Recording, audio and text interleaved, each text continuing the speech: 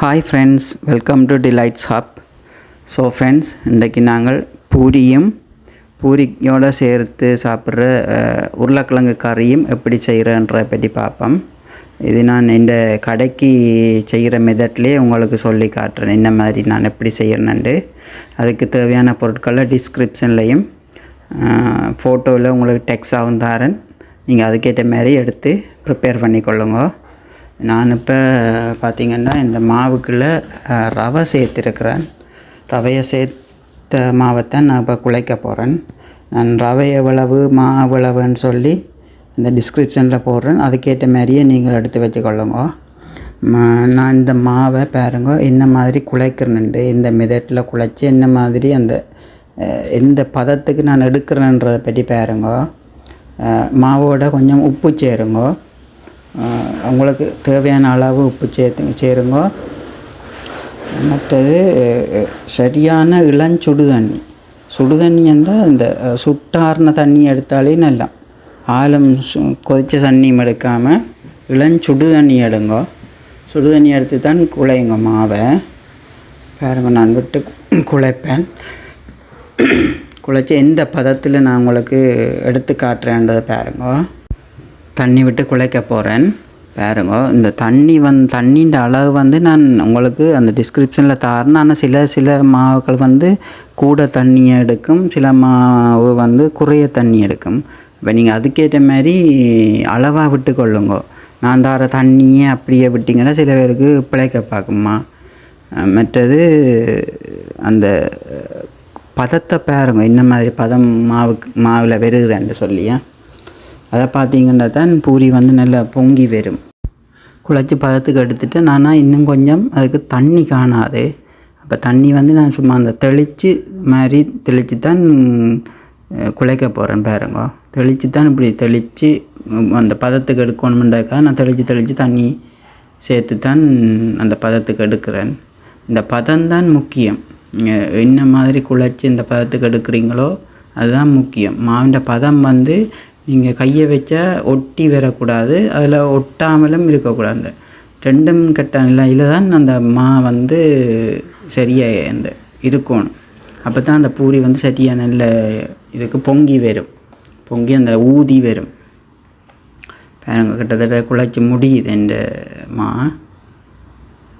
இன்னும் கொஞ்சம் நேரம் குழைச்சாண்டா அந்த சரியான பதத்துக்கு வந்துடும்மா. இப்போ ஓகே, இந்த மா சரியான பதத்துக்கு வந்துட்டுது. நான் இப்படியே இனி ஒரு அரை மணித்தியாலம் அப்படியே வைப்பேன். மூடி வையுங்க அந்த மாவை. அரை மணித்தியாலம் கிட்டத்தட்ட வச்சிங்கன்னா நல்ல சாஃப்டாக பூரி வரும். இந்த பார்த்திங்களா, அமர்த்தி பார்க்க எப்படி இருக்குன்னு தெரியுது தானே, விளங்குது தானே உங்களுக்கு மா அப்படி இருக்குண்டு. இந்த பதத்துக்கு நீங்களும் எடுங்கவா. இதுதான் சரியான பதம் மா. இப்படியே செய்து போட்டு ஒரு அரை மணித்தியாலம் நீங்கள் வச்சுட்டு திருப்பி ஒரு நிமிஷம் இல்லாட்டி 2 நிமிஷம் குழைச்சிட்டு அப்படியே வையுங்க, ரெஸ்டிங்கில் வையுங்க. இந்த ரெஸ்டிங் டைமுக்குள்ளே நாங்கள் கறி எப்படி செய்கிறோன்றதை பற்றி பார்ப்போம். முதல்ல நான் உருளைக்கிழங்கு எடுத்து அவிச்சு உரிச்செடுத்து வச்சுருக்கிறேன். உரிச்செடுத்ததை நல்லா மசிக்கணும். நான் பாருங்கள், இப்போ கையால் மசித்து காட்டுவேன் என்ன மாதிரியாண்டு. இது அவிச்செடுத்த உருளைக்கிழங்கு இந்த இப்படி மசிச்செடுங்க. நல்லா உருளைக்கிழங்கு நல்லா அவிஞ்சு நல்லா மசிச்செடுக்கணும். இப்போ கையால் அமர்த்தினா நல்லா மசிஞ்சு வரும். பாருங்கள் இப்படி இருக்குன்னு. இனி நாங்கள் கறி செய்கிறதுக்கு தேவையான பொருட்களை என்னென்னன்றதை பற்றி பார்ப்போம். உருளைக்கிழங்கு மசிச்செடுத்ததோட தக்காளி பழம், சின்ன வெங்காயம், பச்சை மிளகாய், கருவேப்பிலை, ரம்பை இவ்வளவும் நான் அரேஞ்ச் பண்ணி வச்சுருக்கிறேன். என்ன மாதிரி இனி கறி செய்கிறேன்றதை பற்றி உங்களுக்கு நான் காட்டுறேன். இவ்வளோத்தையும் நீங்கள் அரேஞ்ச் பண்ணி வச்சுக்கொள்ளுங்க. கறி நான் எப்படி செய்கிறேன்றதை காட்டுறேன். முதல் சட்டியை வையுங்க. சட்டியை வச்சு அதில் எண்ணெயை ஊற்றி எண்ணெய் நல்லா கொதிக்க விடுங்க. இந்த கறி சரியான ஈஸி, செய்கிற மெத்தட்டு சரியான ஈஸி. நீங்கள் பார்த்தோன்னே டக்குன்னு செய்யலாம். ஈஸியாக செய்யக்கூடிய மெத்தட் தான் இது. இந்த எண்ணெய் நல்லா கொதித்த பிறகு கொதித்த எண்ணெய்க்குள்ளே கடுகை போடுங்க. கடுகு நல்லா பொரிஞ்சு வர நீங்கள் பெருஞ்சீரகம் போடுங்க. பாருங்கள், நான் பெருஞ்சீரகம் போடுவேன். இப்போ பெருஞ்சீரகம் நல்லா பொரிஞ்சு வர நச்சீரகம்னா சின்ன சீரகம் ஒரு கரண்டி சேருங்க. இதை நல்லா வதக்குங்க. முதல் நல்லா பொரியட்டும். பொரிஞ்சு வர நீங்கள் வெங்காயம், கருவேப்பிலை ரெண்டையும் போட்டு நல்லா வதக்குங்க. வெங்காயம் கருவேப்பிலையும் போட்டு வதங்கின அப்புறம் பச்சை மிளகா இப்போ போட வேணாம். ஏண்டா பச்சை மிளகாய்ன்ற உரைப்பு தான் கறி வரப்போகுது. இப்போ அதால் கொஞ்சம் லேட்டாக தான் பச்சை மிளகா நான் போடுறேன். நான் இப்போ வெங்காயத்தையும் கருவேப்பிலை ரம்பையும் போட்டு நல்லா வதக்குங்க. பாருங்க, இப்போ நல்லா வதங்கிட்டுது. இனி நான் பச்சை மிளகா போடுவேன். ஏன் பச்சை மிளகா லேட்டாக போடுறேன்னா, பச்சை மிளகா உரைப்பில் தான் இந்த கறி இருக்க போகுது. இப்போ நான் தூளை தான் எதுவுமே சேர்க்க மாட்டேன் இந்த கறிக்கு. பச்சை மிளகாய் இந்த உரைப்பில் தான் கறி வரப்போகுது. அப்போ அதுக்காக தான் நான் பச்சை மிளகாய் கொஞ்சம் லேட்டாக போடுறேன். நான் வேலைக்கே போட்டேன்டா பச்சை மிளகா வதங்கிச்சேன்டா இந்த பச்சை மிளகா உரைப்பு இருக்காது. அதால் தான் லேட்டாக போடுறேன்னா. ஸோ இப்போ பச்சை மிளகா போட்டு வதக்கினா பிறகு இனி தக்காளி பழம் சேருங்க. தக்காளி பழத்தை போட்டு நல்லா வதக்குங்க. நல்லா எண்ணெயில் பொரித்து எடுக்க தக்காளி பழத்தில் இந்த தண்ணி வெளி வரும். நல்லா பொரித்து எடுங்க. தக்காளி பழத்தை நல்லா வதக்கி எடுங்க. பாருங்க நான் எப்படி வதக்கி எடுக்கிறேன்னு. இப்படியே நீங்களும் இந்த மெத்தட்லேயே நீங்களும் செய்யுங்க. சரியான ஈஸி இந்த கறி செய்கிறது. ஈஸி, நல்லது, டேஸ்ட்டாகவும் இருக்கும். ஈஸி மெத்தட், நல்ல டேஸ்ட்டான கறி. இப்போ பாருங்க நல்லா வதங்கி வந்துட்டுது.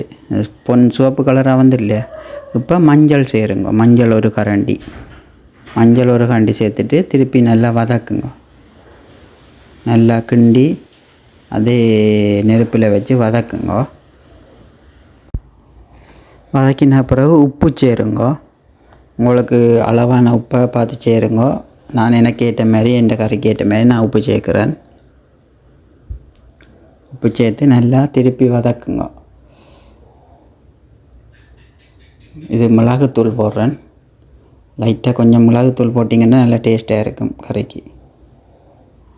அளவாக மிளகுத்தூள் போடுறேன். உங்களுக்கு எவ்வளோ தேவையோ அதுக்கேற்ற மாதிரி மிளகுத்தூள் நீங்கள் போட்டுக்கொள்ளுங்க. இனி இதுக்குள்ளே தண்ணி சேர்க்கணும். நான் தண்ணி சேர்க்குறேன் பாருங்க. அடுப்பை வந்து நல்லா ஃபுல்லிலே விடுங்க. ஃபுல்லில் தண்ணி சேர்க்கல. இப்போ அடுப்பை ஃபுல்லிலே இருக்கட்டும். நல்லா ஃபுல்லாக விட்டு இனி இப்படியே கொதிக்க வையுங்க. இவ்வளோ தான் மெத்தட். இனி நல்லா கொதித்து வர அதுக்குள்ளே உருளைக்கிழங்கு சேர்க்குறது தான். பாருங்க நான் எப்படி செய்கிறேன்னு. இதே ஃபுல்லாக இனி நல்லா கொதிக்க விடுங்கவா. கொதிக்க விட்ட அப்புறம் கொதித்து வர உருளைக்கிழங்கு போடணும். காட்டுறேன் பாருங்க கொதித்து வர எப்படி உருளைக்கிழங்கு சேர்க்குறேன்னாண்டு. நான் கொதிக்கட்டு நல்லா மூடி வச்சேன். நான் பாருங்க மூடி வச்ச திறந்தோன்னே இப்படி கொதிச்சோன்ட்டுருக்கேன்னு பார்த்தீங்களா. இனி இதுக்குள்ளே உப்பு, மிளகு, உரைப்பு எப்படின்னு டேஸ்ட் பண்ணுங்க. நான் டேஸ்ட் பண்ணி பார்க்குறேன் என்ன மாதிரி உப்பு அளவா உரைப்பு அளவாக இருக்கவுண்டு. இந்த கொதிச்சக்குள்ளே இப்படியே இனி உருளைக்கிழங்க போட்டு கிண்ட வேண்டியேன் போடுவேன் பாருங்கள். இந்த போடுறேன் உருளைக்கிழங்க போட்டு இப்படியே நல்லா இனி கொதிக்க வைக்கணும். கறி ஓகே கொதிச்சுட்டு. கறி எப்படி இருக்குது, நல்லா இருக்குது பார்த்தீங்களா. இனி நாங்கள் பூரி எப்படி சுடுறதுன்ற பற்றி பார்ப்போம். கறின்ற வேலை முடிஞ்சது. பூரி எப்படி சுடுறதுன்றது பார்ப்போம். பூரியை வந்து இப்படி இந்த சின்ன உருண்டையாக உருட்டி வச்சிங்கன்னா ஈஸி உங்களுக்கு. எங்கள்கிட்ட இந்த பூரிக்கு அமர்த்துகிற மெஷின் இருக்குது. அப்போ அதால் அமர்த்தி தான் நாங்கள் பூரி சுடுறோம். நாங்கள் பாருங்க பூரி அமர்த்திட்டு வெட்டுறதுக்கு ஒரு வட்ட வடிவில் ஒரு டிஷ் இதொண்டு வச்சுருக்கிறோம். இந்த டிஷ்ஷால் வெட்டிட்டு பொரிக்கிற காட்டுறேன் எப்படி பொரிஞ்சு வருதுன்ற பாருங்க.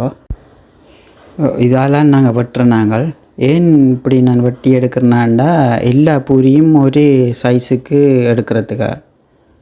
இதால் வெட்டினா எல்லா பூரியும் ஒரே சைஸுக்கே வரும். அப்போ அதால் நாங்கள் அதுக்காகத்தான் நாங்கள் இப்படி வெட்டி எடுக்கிறது. பாருங்கள், நான் எடுத்துகிட்டு பொறிச்சு காட்டுறேன். இந்த வெட்டி இந்த சைட்டில் இந்த பிளாஸ்டிக் கோப்பையில் சைட்டில் வச்சுருக்கிறா பாருங்க. திருப்பி வெட்டி காட்டுறேன் பாருங்க, எப்படி நான் வெட்டி எடுக்கிறேன்னுண்டு தான் பாருங்க. இந்த இப்படி இதை வச்சு இப்படி அமர்த்தி விட்டால் அந்த அதே சைஸுக்கு எல்லாம் வெட்டி எடுத்தால் ஒரே சைஸில் இருக்கும் இல்லையா. அதுக்காகத்தான் நாங்கள் அந்த மெத்தட்டை யூஸ் பண்ணுறோம். பாருங்கள், அப்படி வெட்டிட்டு அந்த சைட்டில் வைப்பா. இதை பார்த்தீங்களா. இனி இதை எடுத்து நான் எண்ணெயில் பொரிக்க போகிறேன். பாருங்கள், நான் பொரிக்கிறத காட்டுறேன். எப்படி பொரிக்கிறேன்னா, மது வெட்டி வச்சிருக்கிறா, அதுலேருந்து நான் ஒன்றை எடுத்து பொரித்து காட்டுறேன். இந்த பாருங்கள், இதுதான் அவள் வெட்டி வச்சது. எண்ணெய் சட்டியில் போடுறேன், எப்படி பொங்கி வருதுன்றதை பாருங்கவா. மா நல்ல நீட்டாக குழச்சி நல்ல பதத்தில் இருந்தேன்டா சிம்பிளாக எண்ணெய் சட்டிக்குள்ளே கொதித்த எண்ணெய்க்குள்ளே போட அப்படியே பொங்கி வரும். பார்த்தீங்களா, இந்த எப்படி பொங்கி வருதாண்டு. பூரியண்டா பொங்கணும், அதான் பூரின்ற ஸ்பெஷல். மற்றது பொரிச்செடுக்கிறது நல்ல பொன்னிறத்தில் பொரிச்செடுங்க. இந்த நான் காட்டுறேன், பூரி பொரிச்சா பாருங்க எப்படி பொங்கி இருக்குன்னு பார்த்தீங்களா. இந்த பாருங்க, இன்னொன்று போட்டு காட்டுறேன். இந்த எப்படி பொங்குதண்டு பார்த்தீங்களா. இதுக்கு தான் சொன்னால், அந்த மா சரியான பதத்தில் நாங்கள் குழைச்சோம்னா சிம்பிளாக சும்மா தட்டிட்டு போடவே நல்லா பொங்கி வரும். ஸோ ஃப்ரெண்ட்ஸ், பார்த்தீங்க தானே, எல்லாமே ஈஸி மெத்தட்.